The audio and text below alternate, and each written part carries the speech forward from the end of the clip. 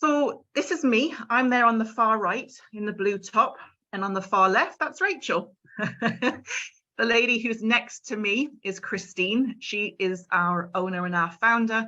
And the lady next to her is Jessica, who was a team member of ours. We just love this photo and haven't actually updated it yet. But we're a very small but mighty little company here in Ottawa, Solva Senior Living. We've been around for 10 years. We're not a sales company at all. We're actually based pretty much entirely on education and information.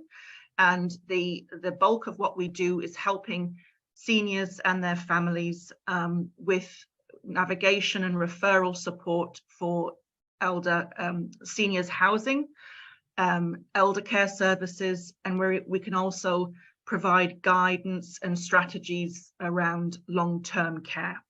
So we actually have no fees to our service at all. There's another little second bit of that slide, Rach.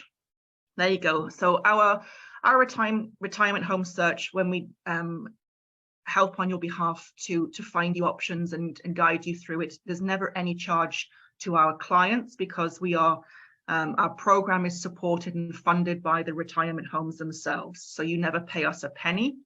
And also we are all paid on a salary, so we don't earn any commissions or any bonuses or nothing that may lead us to sort of get a higher remunerative gain by suggesting retirement home options to you that would ultimately benefit us. So we work entirely with hopefully a higher level of integrity, that there's no charge to you, and equally there's no ever form of kickback for us. So today's presentation for the next slide is should I stay or should I go?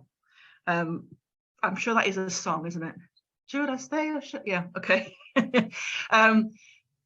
Looking primarily at the two main options ahead for retirement living and elder care options: staying at home or potentially moving into a supported environment.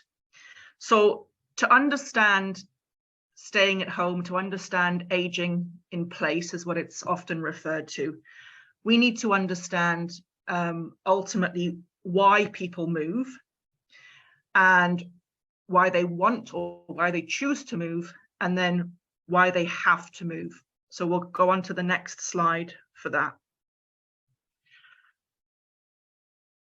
I am sure if I could, have you all here in my room and asked for a show of hands, I would assume, based on my past experiences, that the vast majority of people would like to stay at home for as long as they can.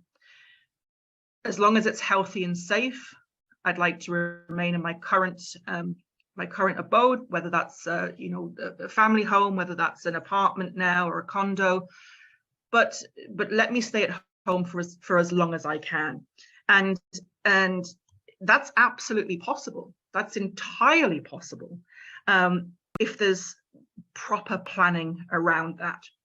So understanding, as I say, why people want to move versus why they have to move is very important to understanding this aging in place at home possibility.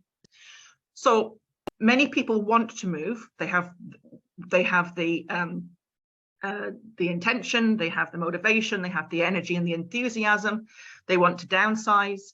They want to just literally have a smaller footprint. They want to maybe have less maintenance. They don't want to be in a home. They want to maybe be in a condo. They want to move to a different location. They want to move closer to family. Choosing why you want to move, you're invariably in the position to drive that forward. If you have to move, that's a lot more tricky, because you're then identifying that really no matter where you are, it may no longer be that best environment for you. Your house may not be accessible anymore for you. You may need a ramp to help get in. You may need a tub cut out for the bathroom. Again, all things that can be done and planned and help. But for right now, you may have to move because your home cannot accommodate your own physical needs. You might need more help with care. You might need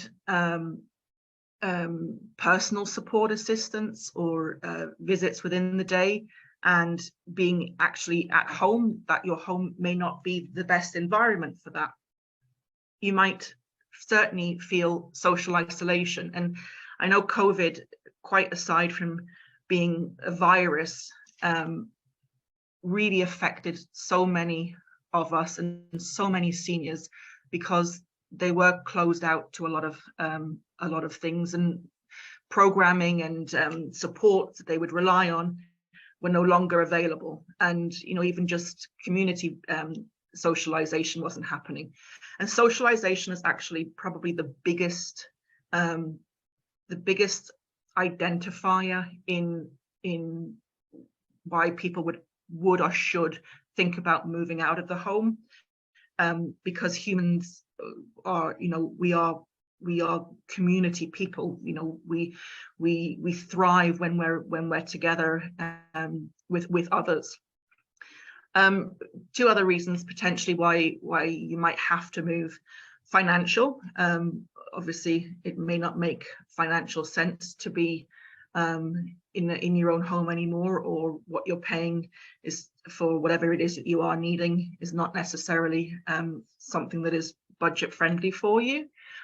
And again, maybe going back to the socialization aspect, the loss of a spouse can really make a difference when you've been together for a long time and in your own home together, and now you're not, and everything is then sort of on your shoulders, and it links back into the socialization aspect. So if we turn on to the next slide, as I said, everything that on the previous slide about why you might have to move can all be pre-planned against. You can absolutely put things in place that would mitigate any of that. But this is a little feeder circle that just sort of shows how cyclical it can get if one thing leading to another. So again, a social isolation part is at the top here, because I think everything really starts and ends back with that. Socialization can lead to poor nutrition. You're by yourself, you've not really got much enthusiasm for much, you're lacking motivation, you're not necessarily going to be eating properly. What you are eating is probably maybe packaged or tinned, not fresh ingredients. Maybe it's actually difficult for you to get out to go grocery shopping. Maybe transportation's an issue. Maybe the actual shopping is an issue. So instead of, and also cooking for one, it's easy to make a slice of toast or have a can of soup. It's, but it's not healthy. So socialization leading to a poor nutrition, leading to issues maybe with medication management. Medication management, again, as everybody appreciates and understands, if you're on medications certainly for any form of real illness or disease, you can't skip meds, you can't double up on meds. You need to be sort of overseeing your medications, and getting messed up with medications can very, very, very quickly impact physical, mental, emotional health. I used to have my own elder care company, and I used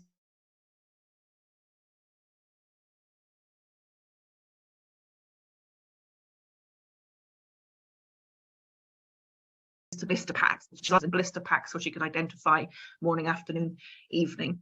But some of her pills were tiny. They were so small, and bless her, she couldn't see. So as far as she was aware, she was actually taking her medications, But my team started to go in to make sure and to help her, because she was actually dropping these pills, and these were heart medications. And it did get to the point before we, sorry, I've just got a message that my internet is unstable. So I do apologize if there's anything I need to repeat. Maybe Rachel, you can give me the heads up. But yeah, what I was saying was the tablets were so small, she ended up going into the Heart Institute, and my team got involved afterwards to help make sure her medications were being taken, because that had a tremendous consequence. Oh, there we go. Risk of falls or emergency room visits. So yes, her not taking her pills had a physical effect upon her. She ended up back in hospital, and then needed some additional assistance outside of hospital from a home care team. Next slide, thank you.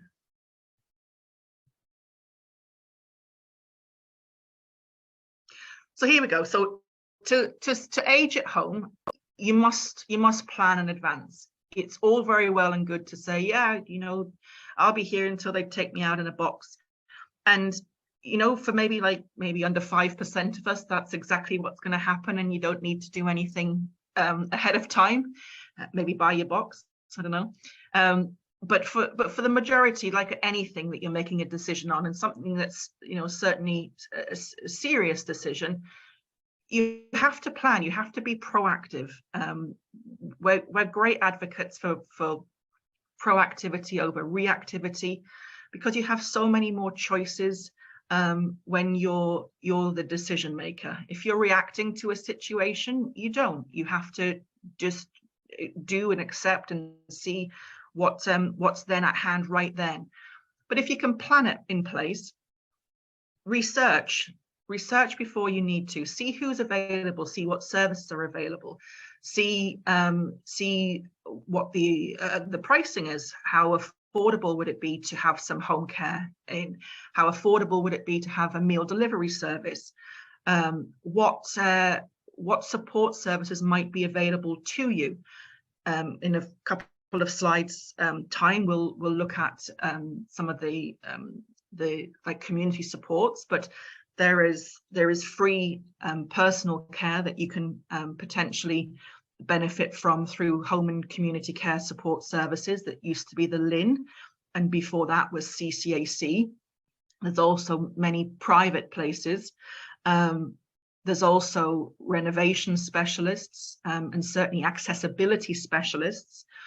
So it says, we've made there, you know, renovate for accessibility, and, you know, maybe plan modifications early. If your bathroom's quite tight and it's got a tub, you may want to look at renovating that to have it as a total wet room, or if you don't go that far, at least have a tub cutout. Even getting some support aids, getting an over the chair or over the seat raised toilet seat can help with bending down. Grab bars, ergonomic changes, or maybe a ramp like we just sort of mentioned earlier. So anything that would make your home like a safer place anyway, that you're doing ahead of time. The other thing to be like mindful of is to really be honest with yourself. Despite the planning and despite, you know, maybe some short-term successes,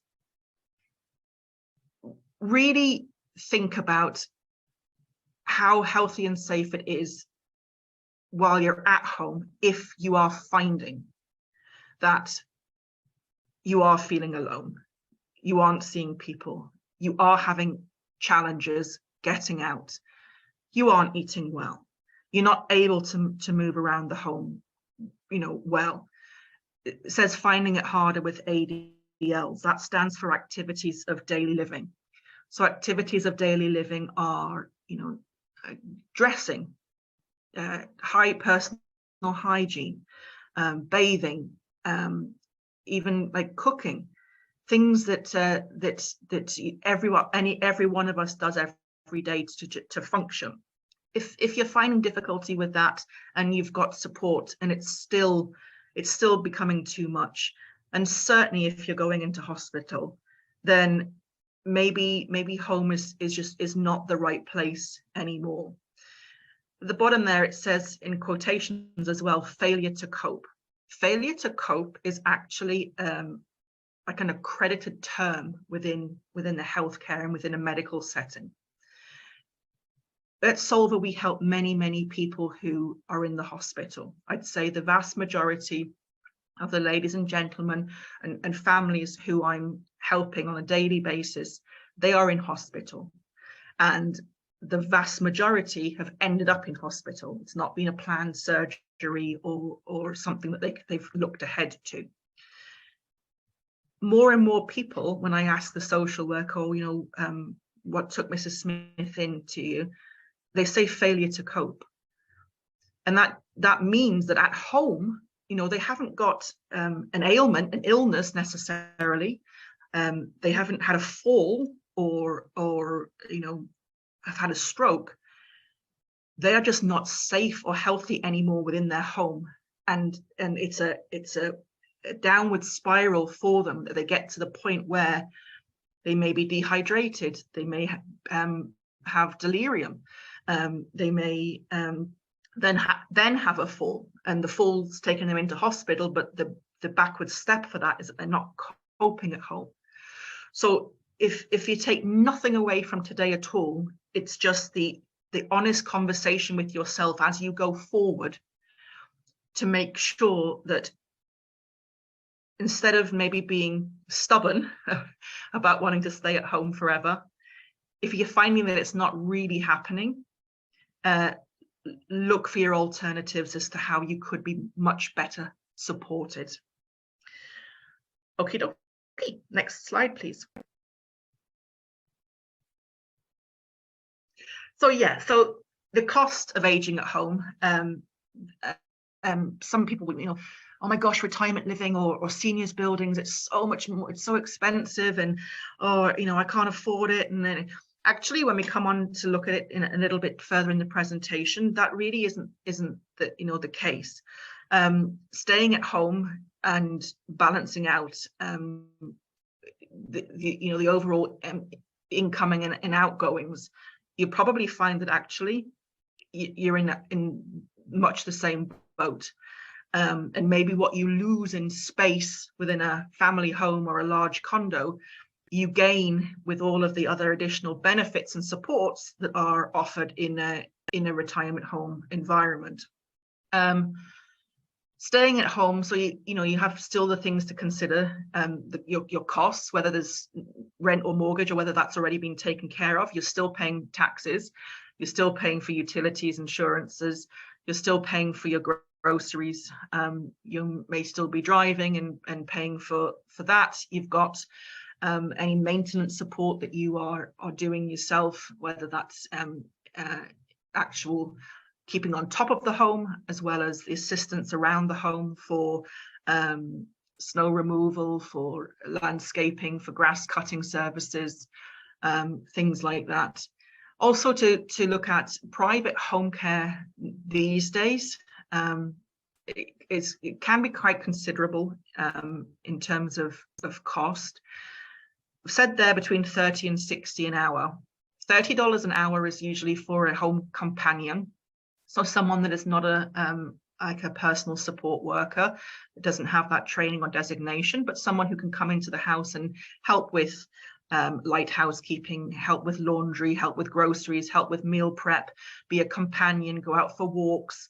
The $60 an hour is usually an RPN, a registered practical nurse, if that was ever a private need to have an RPN.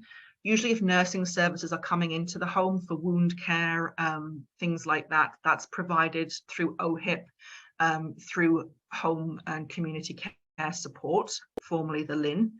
But if you're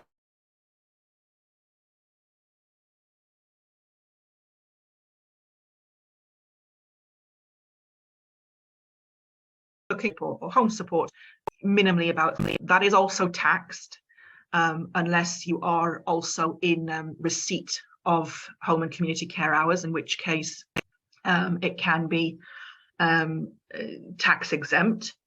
And home care companies usually have a minimum visit requirement of about 3 hours. So 3 hours per visit they're going to be looking at. Assistance that is available, so home and community care, anybody can ask for an assessment. The services that are provided by home and community care once upon a time were quite extensive, and an individual could get quite a few hours of care a week. Right now that's peeled quite a lot back, but they do offer support in the morning with getting up, getting dressed, teeth brush, hair, things like that. The same in the evening, and they also offer bathing support. This is at no cost. The individual does have to qualify, and that is done on assessment. The good thing about if you are in receipt of home and community care services is that they can follow you into a retirement home. So you don't have to give them up. You can, if you have the entitlement, then you are still entitled to receive this care. It's highly likely that you'll get different care providers, but the actual service provision can remain in place. Other assistance programs, seniors centres, there are many across the city, places like the Good Companions, Eastern Ottawa Resource Centre, Old Forge, the West Ottawa Resource Centre, and like community support services as well through maybe some healthcare services. Like Somerset West has a really good community outreach program with social workers that can help as well, help you navigate the system and navigate options. So there's certainly again planning ahead and understanding what is available to you for nothing, as well as services that can help you would be certainly a priority as you look ahead. Okay, next slide. So should I stay, and now should I go? So what are the options or alternatives, or what does potentially relocating look like? Let's have a look at the next slide, which I think is looking at, there we go. What options are there? What does it cost? So there are many different options. That is right from, like I said, leaving at maybe a family home and just downsizing your footprint. So going from a 2,500 square foot space into a 2-bedroom apartment or a condo, and they can be like fully independent buildings themselves that you are either renting, purchasing, going through a realtor to get to, and that's still like the same independent life as in your home. And the bits that we just touched on a few moments ago about, again, what the things that you need to consider and everything that you need to plan for, that would still apply if you were in a condo or an apartment. Other options include, maybe moving in with family. I know that there are like granny flats still around. Maybe co-housing with other seniors, so you're certainly knocking the social isolation on the head, and there's more than one of you within a building. But usually if we're looking to relocate from the home, we're looking to go into a more supported environment. The next slide, when we get there, outlines the two main options that we'll talk about. But again, knowing what's the best option for you, how do you know? That goes back to a lot of what we were just talking about. If your health is good, your outlook's good, you're making the I want to move versus I have to move, then any form of option could be the best for you, again, with proper planning. If you have to move into a supported environment, can you still be independent? Absolutely. Independence and autonomy are still like the pillars of retirement living or senior building living. The costs do vary. The slides down the line where we'll look at actually sort of some overview of what pricing is right now.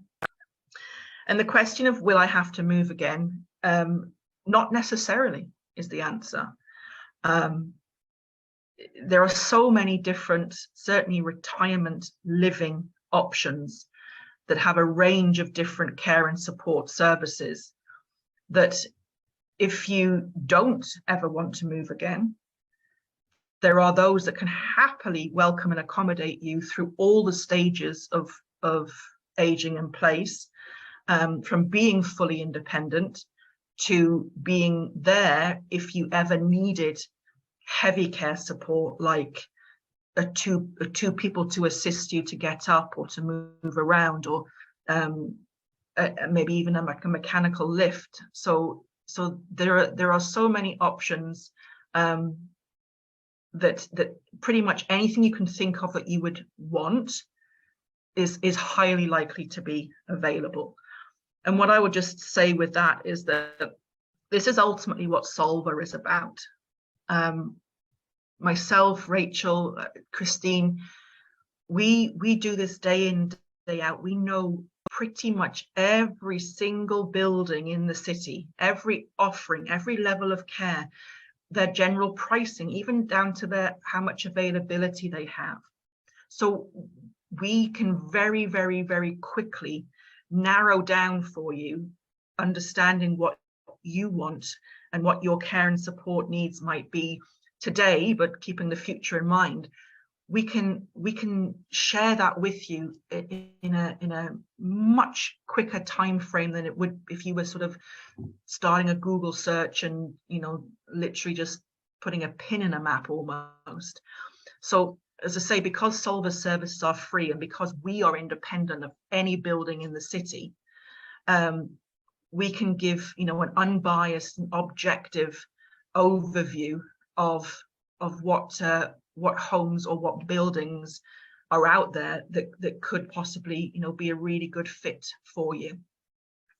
Okay, next slide, please.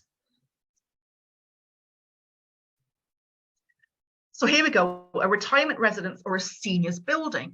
So I think there is an absolute, maybe murky misunderstanding about what's what here. Not all buildings that seniors live in are actually like a licensed home. A seniors residence, and there are quite a few throughout the city of Ottawa. There's, for instance, there's the Dwellings of Stittsville, that's in Stittsville. There's the Bradley, which is in Kanata. There's a couple of others that are adjoined to retirement homes, but seniors buildings are not licensed or regulated. What they are kind of like apartments, not necessarily high rises, but they're apartments, but they're just for the demographic of an over 55. They are only for seniors, and there are services and amenities that are provided. So there may be food services, there may be meals provided, or a meal a day. They'll have on-site amenities, maybe some social programming. They might have, you know, a concierge, a 24-hour somebody on site. But what they don't offer is any provision of in-house care. Excuse me. They don't have any nursing on site, and they fall under the Residential Tenancies Act between a landlord and a tenant, and kind of that's all.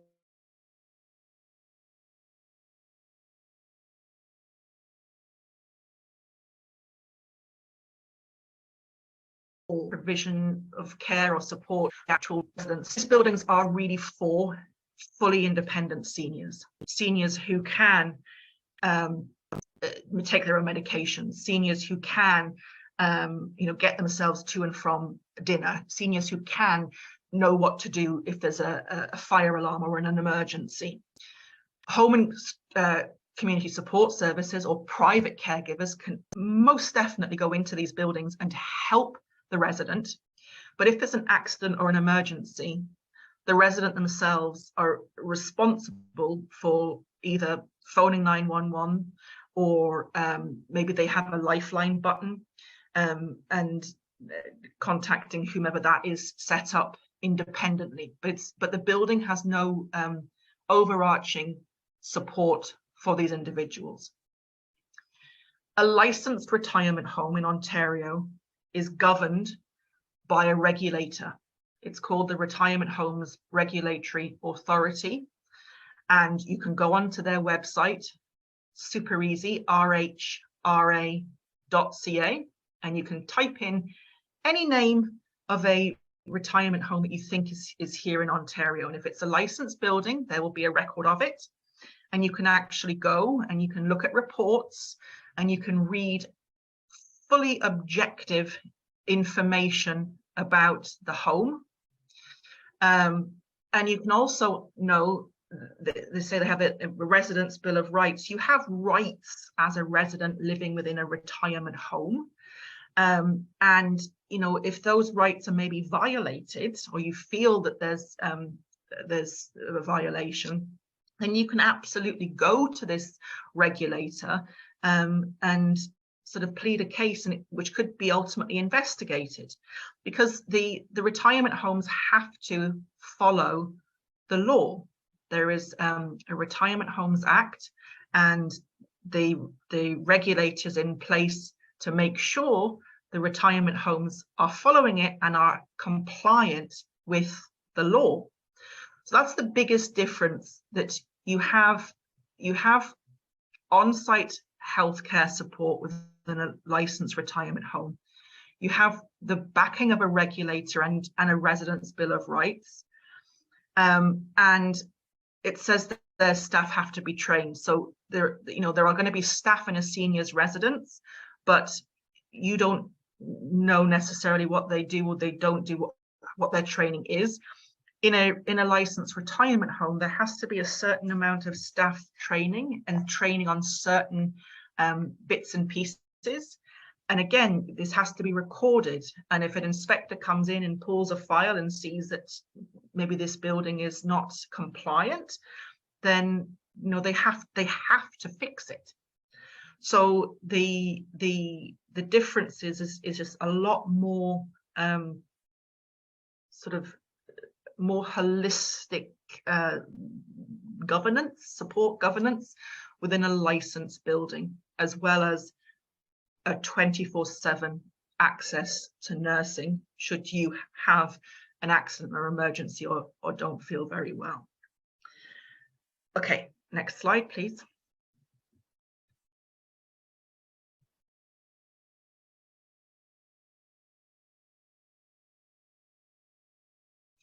So in Ottawa, we have, gosh, it's probably around 100 retirement homes already. I think when I started with Solva 3.5 years ago, there was like 92. And you probably drive around and be like, oh my gosh, there's another building. But there's a market for it. People do want to move into community living, and operators are getting better and better at the offerings of what they're actually providing for prospective residents. Retirement homes in Ottawa are privately owned. They are owned by families, they are owned by companies, they are owned by conglomerates. Some of them, I think, are even owned by the Ontario Teachers Pension Fund. But they are private. They are privately paid for. There are a few that work with the City of Ottawa and do have the ability to accept subsidies and further funding from the city, but that is not across the board. There are only a handful, And so if you're looking to go into a retirement home, you will be looking to physically pay for that out of your own pocket. We talked about the governing bodies and the residents' rights. Again, it's the Retirement Homes Regulatory Authority that that oversees retirement homes, and they investigate if there's ever any allegation of neglect or abuse. That's an immediate investigation, but their inspectors just do a lot of random spot checks, just turn up unannounced and do look for, you know, that everyone's in compliance. Let's have a look at the next screen. So some of the benefits of being in a retirement home, and this is the same as well for the seniors buildings, except for the continuum of care. Retirement homes are fantastic for just welcoming you to do what you ultimately want. Going back to still being able to be independent and autonomous, you can choose to do as much or as little as you want, but have the peace of mind down there that you have umbrella supports, that of your meals are going to be provided for you. Someone's going to do your housekeeping, they're going to do your laundry, your utilities are taken care of. You can go to a social program. They have events. They have like a lot of like music activities. They have off-site things. They usually have like transportation to go to anything from seeing the Christmas lights to the Tulip Festival to the National Arts Theatre to going out for a pub lunch. Fitness through either on-site gyms, or every retirement home, to the best of my knowledge, runs some kind of fitness program, often with a physiotherapist that comes in. Again, they can have off-site providers of services, dental hygiene, denturists, foot care, physiotherapists will come into the building to be able to provide their services to the residents who don't have to go anywhere. The same even actually with blood work. Many retirement homes have bi-weekly or monthly clinics where you don't have to go out to have your bloods done. The continuum of care is specific to a retirement home. I mentioned before that Ottawa has 100 homes, but also there's a huge differentiation amongst what retirement home A might offer and what retirement home Z might offer. Again, we can very, very quickly narrow that down for you. But if you're looking for a retirement home, and certainly if you or a loved one or someone you know has an already existing condition, so say it's maybe a Parkinson's or maybe an MS, something that you know that is degenerative, and also may, you know, that there may be changes in the future, certainly like with a level of mobility, then looking for a home that has the full gambit of care, that can go from independent to independent supportive, that can go to assisted living, that would be really prudent.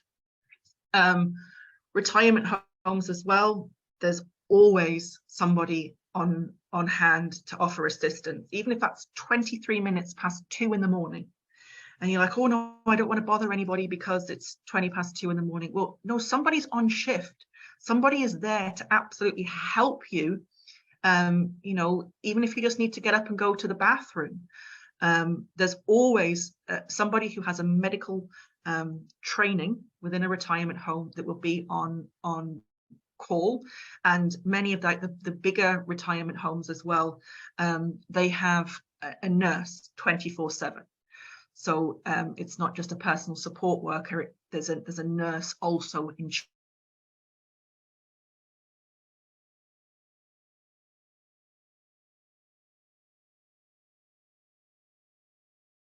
look at what retirement living can look like in some of the three.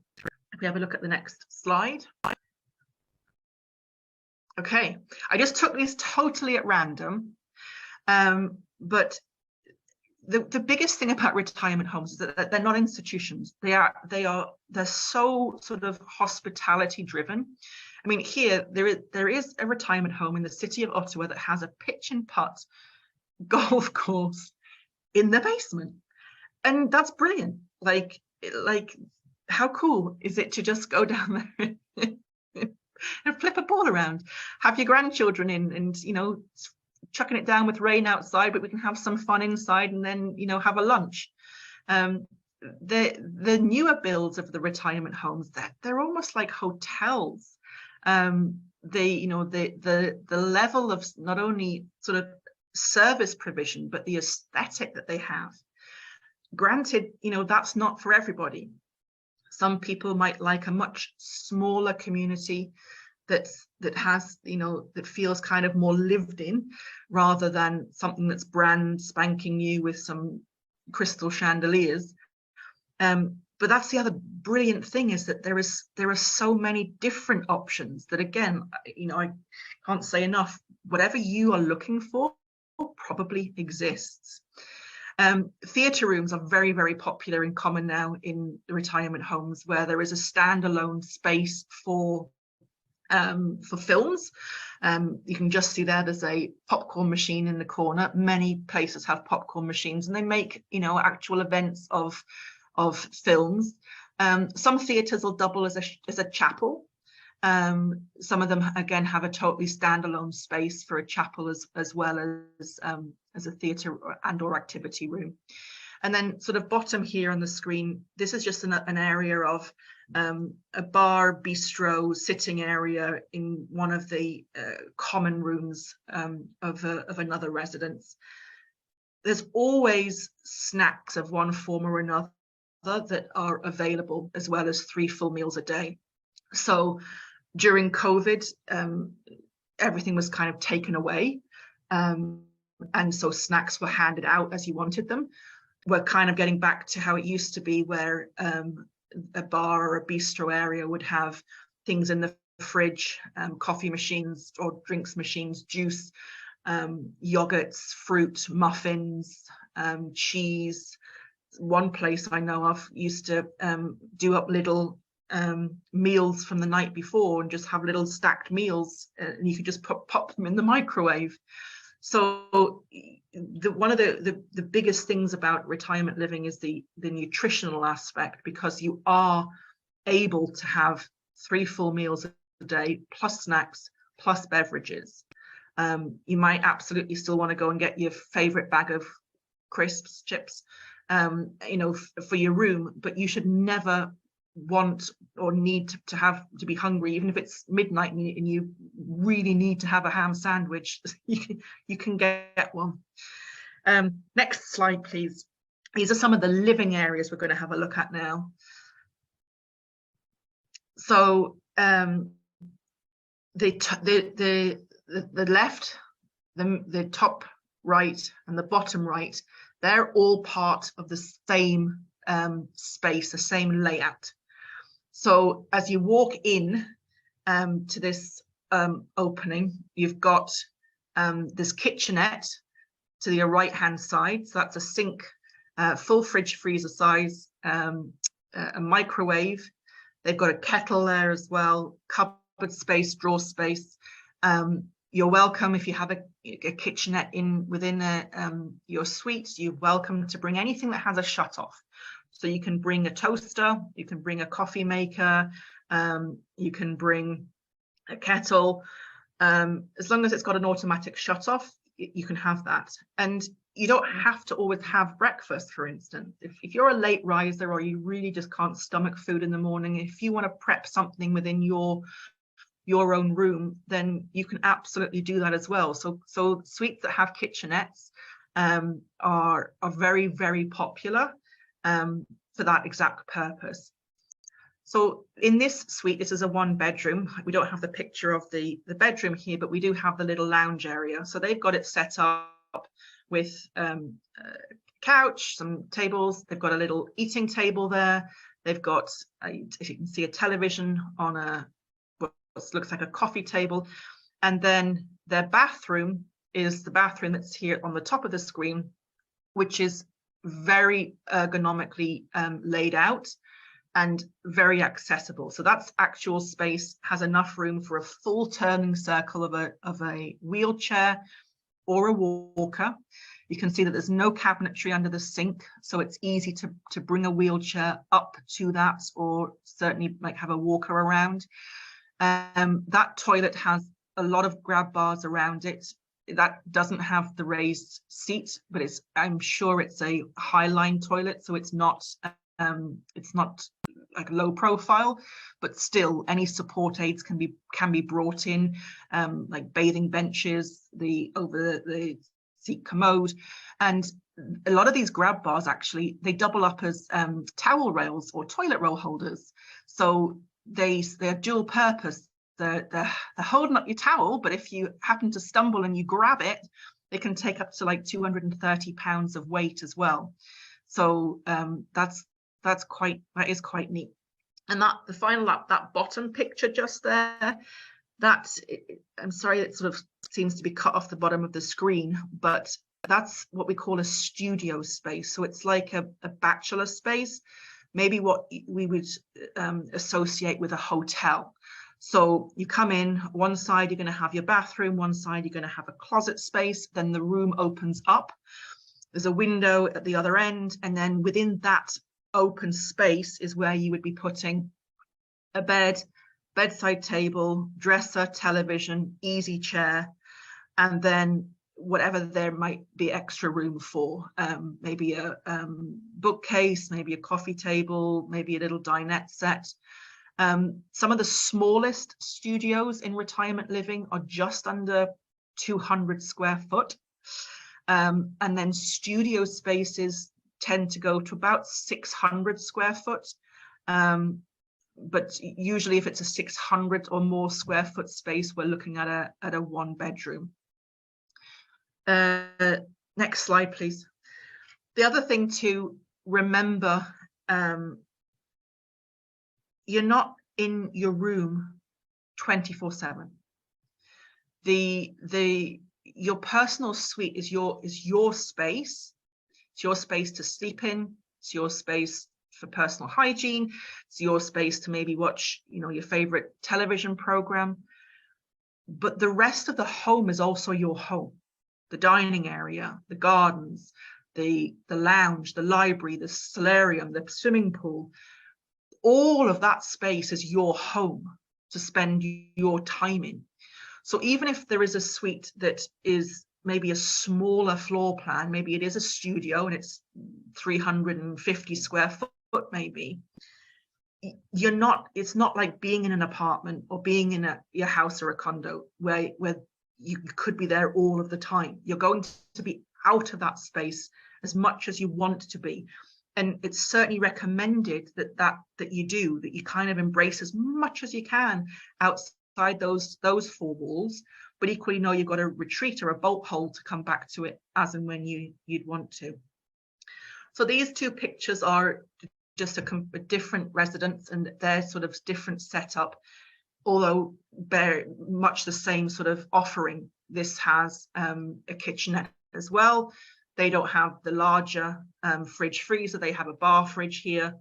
And I do believe that there's a sink to the left of that picture that was cut out. But again, cabinetry, the home provides the fridge, the home provides the microwave, but you bring some cutlery and bits and pieces. And as I say, you can bring your toaster, your kettle, or your coffee maker.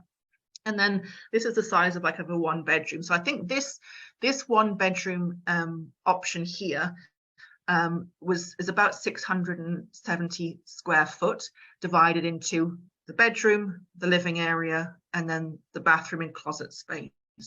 So it's not tiny at all to have a little living room and the one bedroom there and I believe that is a queen size bed. So we're almost done, but we'll look at some on the next slide.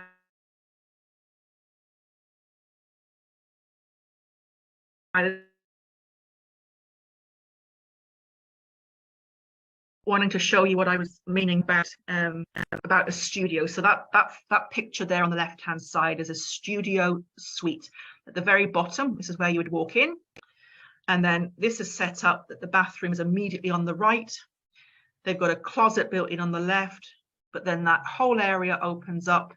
So that could be, that could accommodate both a bed and bedside table along with a chair, or maybe even a love seat, another table, the dresser, the television. And then on the right-hand side, we've got a 1-bedroom plus den. So this is an offering. There are 2-bedroom options, certainly within retirement homes. There are not that many of them, and there are not 2 bedrooms offered on any care floor. So if you need higher care, there are 1 bedrooms most definitely, but 2 bedrooms, if there are very, very few in between. I personally, off the top of my head, can't think of anywhere that has a 2-bedroom offering on an assisted living or a memory care floor. But this is an option within a independent supportive living in a retirement home. So again, we come in, there's 1 closet to the right, you've got a bathroom to the left, you've got the kitchenette area still, you've got a den, which you could use as a sleeping space. Legally, they can't say it's a 2-bedroom because it has to have some form of window, but you can use that. You'd be using that as how you would wish to use that space. You've got your living area, and this one has a really nice opening out onto a balcony. So you've got a balcony space as well off both the bedroom and off the living area. There are hundreds and hundreds and hundreds of different floor plans. Pricing, or if we look at the next slide, pricing is pretty much, it's not fair to say hit and miss. The difference between retirement living and long-term care, for sure, is that although retirement homes are regulated, there's nothing to say that this is what you have to charge. So retirement homes decide ultimately, their own value proposition, what they're offering, what they include, and then they price it themselves. And the market, you prospective residents, will decide whether or not that's acceptable or not. So the least expensive rent right now in a retirement home in Ottawa is $2,200 a month. That does include the majority of what's there on the right-hand side of the screen. So that does include 3 meals, snacks, drinks, does include weekly housekeeping and weekly laundry of linens, towels, and personal items. It also includes the 24/7 access to healthcare and support, utilities, and activities and social programming. At that specific home, it does it for $2,200. 1 bedrooms, again, start at $3,500, 2 bedrooms at about $6,000. And if there is 2 of you, there is a second occupancy fee, right now between about $650 and $1,000, for that second person to have all of their meals and their part of the housekeeping and what have you. Some homes, are open to some kind of form of negotiation. Some homes may waive the second occupancy fee, or they may waive it for the first 6 months, or they may have some form of other incentive that's going on. Again, we know, we're apprised of who is offering what and when, whether it's a free month, whether it's help with moving costs.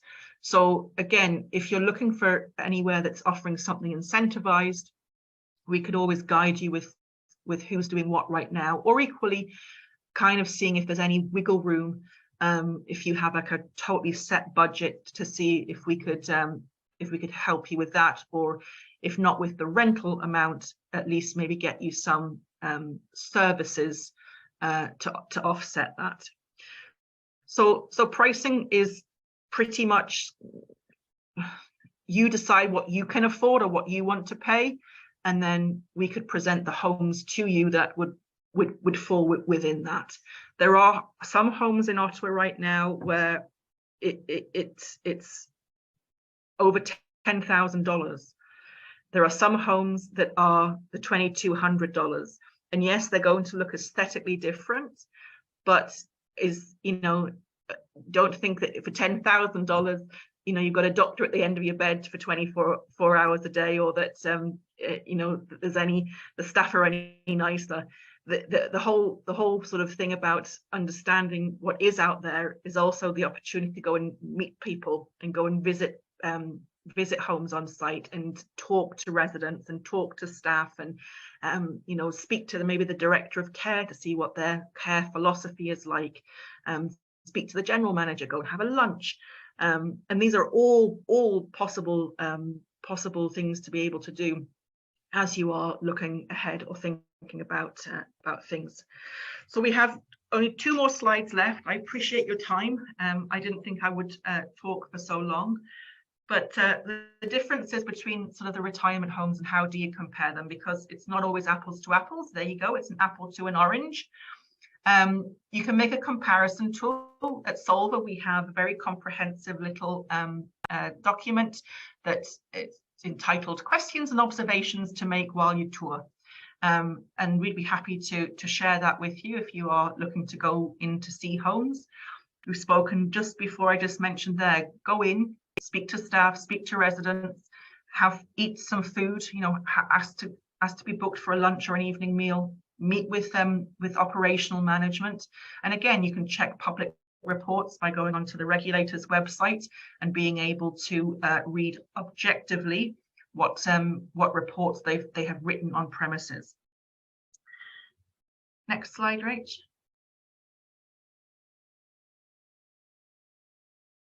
And here we go. How to plan. So how to stay and how to plan. Be proactive, not reactive. Look and speak and understand your own affordability or financial position as to what would be doable for you. Come to us and we'll help you research up to 5 places. Go in and tour 2 or 3 and then go back and tour 2 or 1. Biggest things to understand are what you want from that home. Do you want something that is entirely independent and then in 2, 3, 4 years you will have to move somewhere else, or are you happy to look at a home that you can successfully age in place with? Okay, and our last slide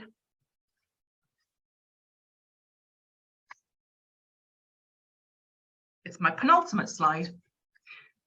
It says exactly the same as what I've just said. So we'll move on to the very last slide, which is just some extra resources for you. So our little team here is, as I said, small but mighty and always trying to evolve and understand and provide free resources for our community. So we have an elder care book. We have copies in our resource centre in Bell's Corners, but we can also mail a copy out to you. We've also written an actual book that's available that is to download or buy via Amazon. So that can be found on amazon.ca. And also most recently, we have just finished writing a very comprehensive guide to long-term care in Ontario. We also run a presentation. The next one on long-term care will be in April. But if you're ever at the stage of trying to think or understand or wanting to know really what long-term care is, drop us an email, give us a call, let us send you this guide right now.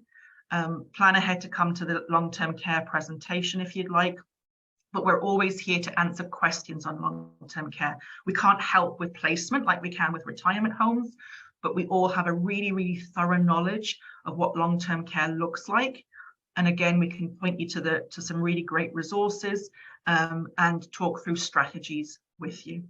So I have actually talked for the hour. I sincerely appreciate if you're even still here. And if we would like to go to the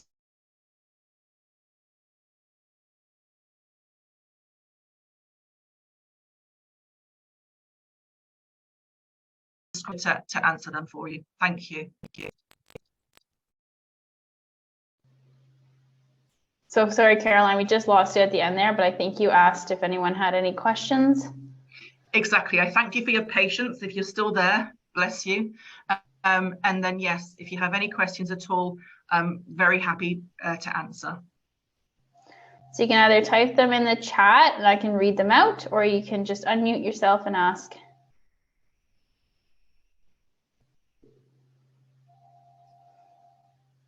You're also, as I say, very, very welcome to drop me an email. My email is Caroline, CAROLINE at Solva seniorliving.ca. Give us a call. You're very welcome, Mimi. Thank you.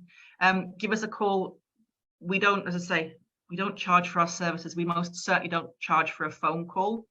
But sometimes it can help to brainstorm, or certainly if you don't even know where to begin, or you feel overwhelmed, just having a chat through can sometimes make you feel like you might be on a steadier ship. Thank you very much, Andrea. That was really appreciated. So this is oh crikey, I hope this hasn't happened all throughout the presentation, that I've frozen and gone into random like meme mode. No, don't worry. Just Okay. now. Oh, here I am. Gosh. Yeah, it's recorded. If you'd like a copy of the recording or the link to it, come back to us. Otherwise, I thank you most sincerely for your time. It's been a real pleasure, and stay safe in the snowy roads that are accumulating. Bye for now.